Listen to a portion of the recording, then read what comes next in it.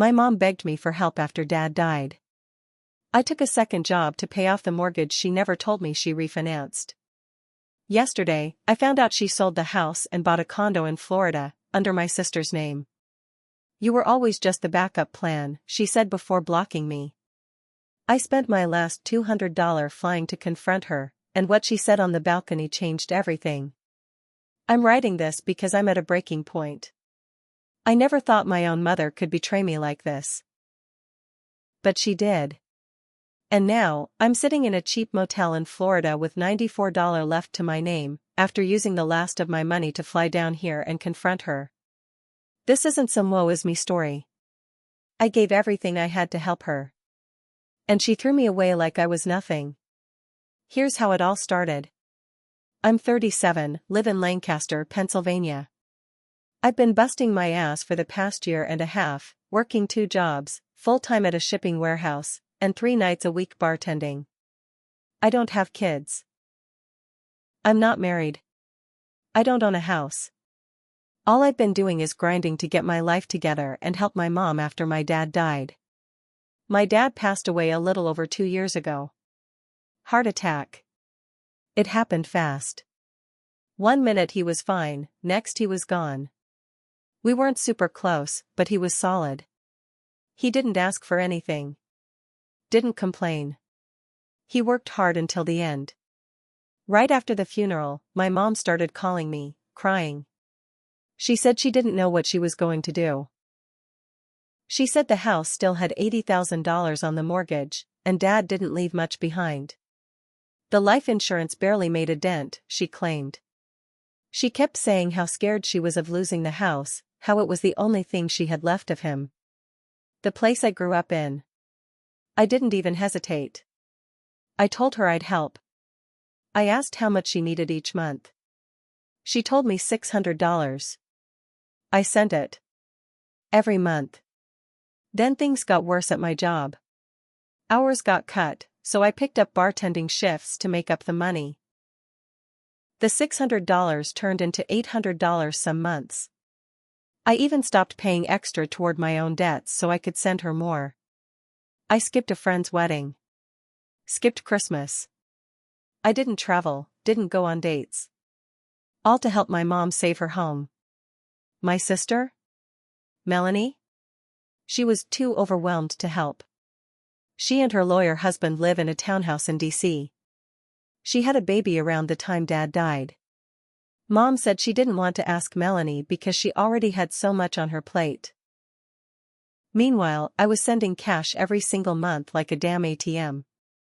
And every month, Mom would call or text saying stuff like, "Thank you, I don't know what I'd do without you," or "We're almost there, just a few more payments." I trusted her. She was my mom. Then everything changed. Yesterday, I came home from a long shift. There was a big envelope in my mailbox, no return address. Inside was a set of documents from a real estate company in Sarasota, Florida. At first I thought it was junk mail. Then I saw her name. And Melanie's. It was a deed transfer. My childhood home was sold 6 months ago. Then I saw another document. A condo had been purchased in Sarasota. But it wasn't under my mom's name, it was under Melanie's. I was shaking. I sat down on my couch and stared at the papers. I thought it had to be some kind of scam. Or mistake. I called my mom. She didn't answer. I texted her. "Did you sell the house?" She texted back a minute later. "Don't make this about you." That's when I knew it was real. I called again. She finally picked up. Her voice was calm. Too calm. "Yes, I sold the house," she said like it was no big deal. I asked why. I asked how. I asked what she did with the money. She told me she refinanced the house a year before Dad died. There was barely anything left to pay off. She lied to me. She lied to get money from me. She admitted it, just like that. "I didn't want to deal with the bills," she said. "You were working anyway. It made sense." I asked why she gave everything to Melanie. She said Melanie needed it more. She has a child, she said. You have nothing. That one hit hard. You used me, I told her. She didn't even argue. You were always just the backup plan, she said. I needed someone stable. You always followed directions. Then she blocked me. Just like that. I sat in silence for a long time. I checked my bank account, $236. I called off work. Used $142 to buy a last-minute one-way flight to Sarasota. Landed close to midnight. Slept in the airport. Took a $12 bus to the condo complex. It's fancy. Way too fancy for my mom. Gated, with palm trees and flower beds. I waited outside until I saw her on the third-floor balcony. She was drinking juice and reading. Not a care in the world. I yelled up. She looked down at me, surprised at first. Then she smirked. She came down with a man in a golf cart. Said I was her confused son visiting from out of town. She invited me up like nothing was wrong. Offered me coffee. I followed her into the condo. New furniture. Big TV. Everything spotless. There were baby toys in the corner, even though Melanie wasn't there. Mom said she'd be visiting soon. Then she handed me $100 bill. For your flight back, she said. Let's not drag this out. I stared at her. You lied to me, I said. I had to, she said. You wouldn't have helped otherwise. You tricked me into working 2 jobs to pay for a house you already owned. And now it's gone. So move on. I looked around the condo. On the counter were some opened envelopes. One caught my eye, something from Sarasota First Bank. I glanced at it. It was a loan. A HELOC. She had taken a loan out on the condo. The condo wasn't fully paid off.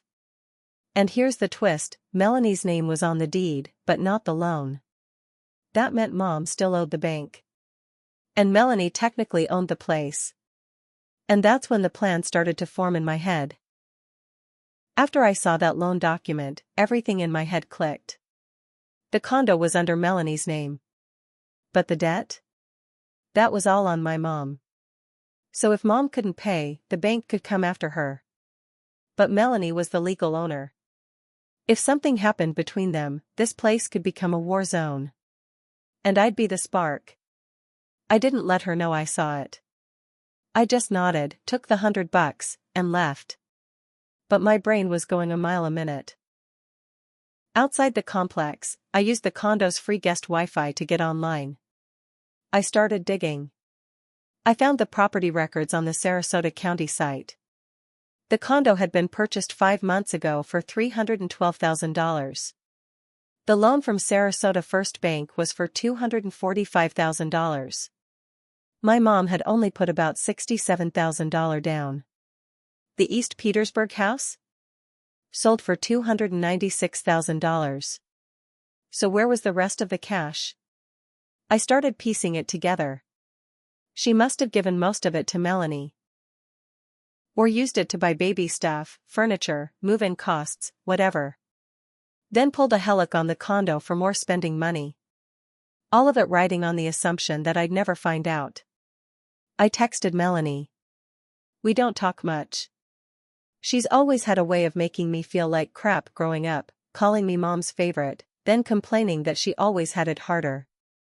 I wrote, hope you're enjoying the condo. Nice place for someone who didn't pay a dime. She replied 5 minutes later. What are you talking about? That's when I knew. She had no idea. So I laid it out, I sent Mom thousands. Thought I was helping her save the house. Turns out she lied. Sold it. Bought the condo in your name. Took out a massive loan under hers. You might want to check the mortgage paperwork. You could lose everything if she defaults. She didn't respond right away. I waited. 10 minutes passed. Then 15. Then finally, are you in Florida? I told her yes. That's when she called me. First time in years she ever called me directly. Her voice was tight. Angry.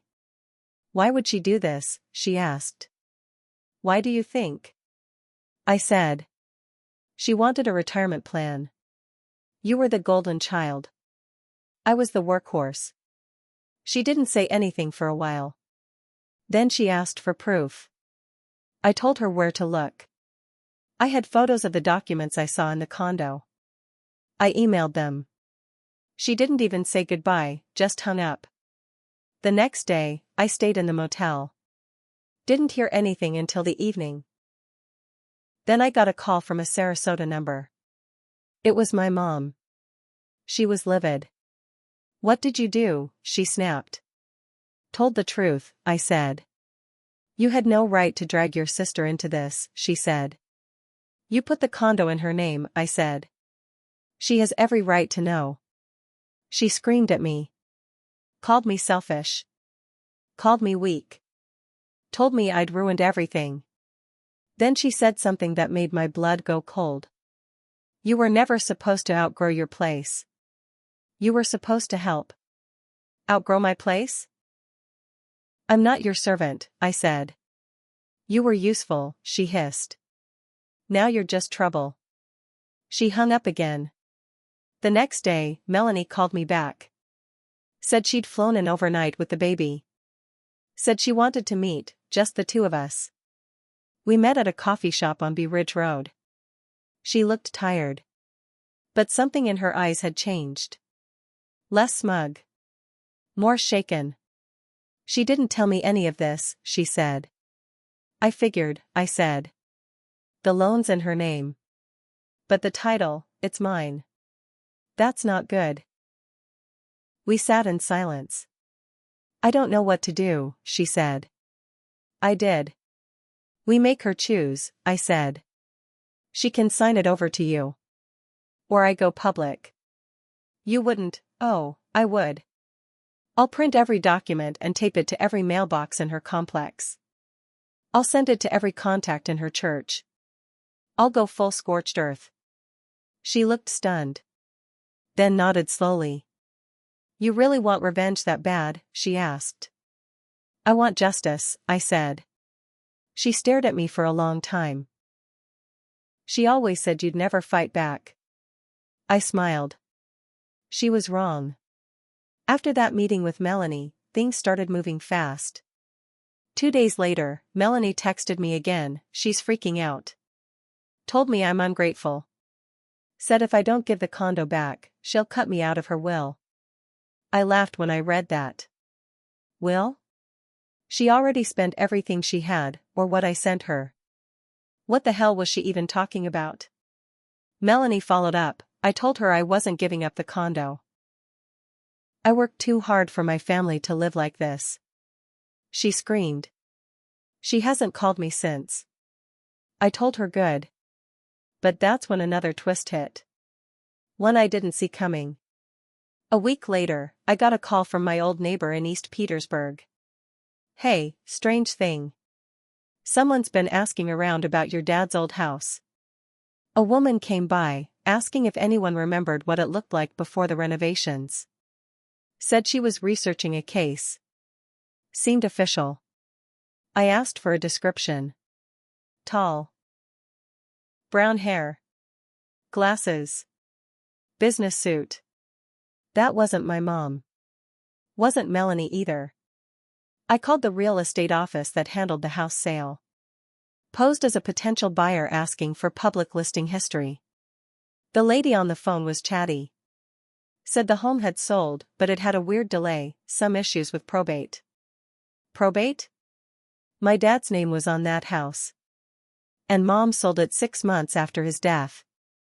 Here's the problem, Dad didn't leave a will. That meant everything should have gone through the courts. But my mom had acted fast, too fast. Almost like she planned it before he died. I requested the title transfer documents from the county clerk. Paid $28 for the public record search. When the documents came back, I found it. My mom had filed a surviving spouse affidavit 2 weeks after the funeral. Claimed full ownership, skipped probate, and sold the house without notifying anyone else. Which would have been fine. Except my name was on the deed. Added back in 2008, when my dad helped me get a personal loan using the house as partial collateral. We never removed it. That meant she forged a signature to claim full ownership. I went numb when I realized that. This wasn't just lies. This was fraud. I called a lawyer in Pennsylvania. A guy I knew through my bar job. Told him everything. He asked for the documents. I emailed them. Next day, he called me back. If this is legit, your mom committed title fraud. You technically still own part of that house. You could sue for your share. You might even be able to press charges. I asked what the penalty was for forging a deed. He said, in Pennsylvania? It's a felony. I sat in my motel room that night, staring at the wall. It all made sense now. She started the scam long before Dad died. She knew he was getting worse. He was in and out of the hospital the year before. She must have prepared everything. Told me she needed help, refinanced the house quietly, sold it fast, moved states, and buried the evidence. She used me like a tool. Just like she always had. But now I had leverage. Real leverage. I called Melanie again. Want to team up? I asked. What are you planning? A reminder, I said. That we're not her puppets anymore. Melanie agreed to help me, but not out of kindness. She was protecting her own skin. If Mom defaulted on that condo loan, even though it wasn't in Melanie's name, her family would still be dragged into a huge mess. The HOA, the IRS, the local bank, none of them would care who signed what. Melanie had a baby and a career to think about. She wanted distance from the explosion. I wanted to light the fuse. So I did. The first thing I did was go back to Lancaster. Used some of the refund I got from canceling my second flight to Sarasota and bought a Greyhound ticket. I spent the next 2 days with my lawyer friend. We filed the paperwork, a formal civil claim for my portion of the home sale. I didn't want the whole thing, just my half. Turns out, that alone was a big enough problem for my mom. Because if she didn't have legal ownership to sell the house, then all that money she used to buy the condo in Florida? It was tainted. Illegally gained. Melanie called her that same week. She said, "Mom, you need to fix this before it blows up." He filed a case. My mom went silent. Then she said, "He wouldn't dare." I would. I had. And I wasn't stopping there. We also reported the forgery to the county recorder's office. They launched an investigation. I handed them the 2008 deed with my name. They compared it to the 2023 version, where my name had vanished. The signature was clearly fake. That alone could have sent her to jail. But I wasn't even after prison. I was after humiliation. Payback. A reminder that you can't chew someone up for decades and expect them to stay quiet. I leaked everything. Every bank statement I had showing what I sent her. Copies of her texts. Even a photo of the forged deed. I posted it all on a Facebook group she was active in, Friends of Sarasota Retirees. Hundreds of members. All her little golf buddies and church friends. I didn't use profanity. I just told the truth. Word for word. Then I sent the same packet to the HOA board of her condo complex. Told them she was under investigation for financial fraud and might lose the unit. They didn't reply, but Melanie later told me Mom got called in to discuss her future standing as a tenant. It got worse for her. Melanie dropped her own bomb next. She told Mom that unless she signed over full financial responsibility for the condo, she'd walk away. Leave Mom with all the debt. Melanie and her husband had bought another place in North Carolina already, quietly, and were moving in 3 months. Mom panicked. She called me, voice trembling.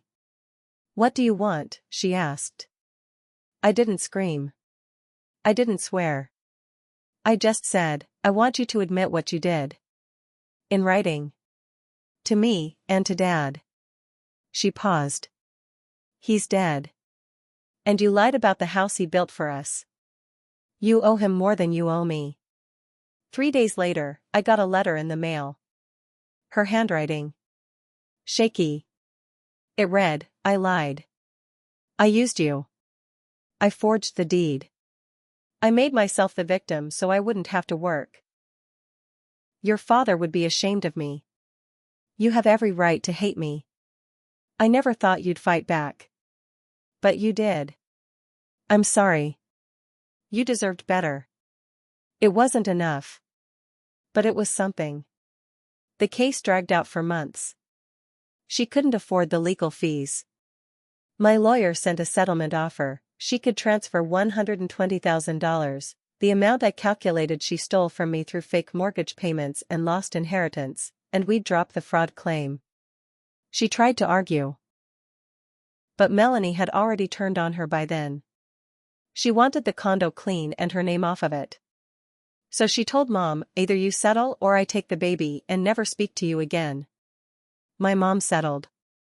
She had to sell the condo to do it.